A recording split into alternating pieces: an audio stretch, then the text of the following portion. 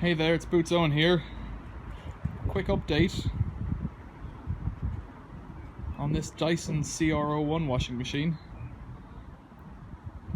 I originally started the day off thinking I was going to do a race between this Indesit and this Amica over here, and ultimately what happened was, well, I'll leave you to it, but we started racing these two and the results will be up in a while, a couple of days, couple of weeks.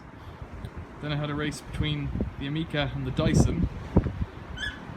As you can see, the Amica is pretty much intact. The Dyson, it's seen better days.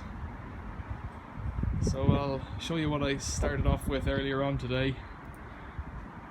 My plans for the day. It's a bit of footage, it's an update video. Watch that and stay tuned. This is what it ends up as. Thanks for watching, see you later.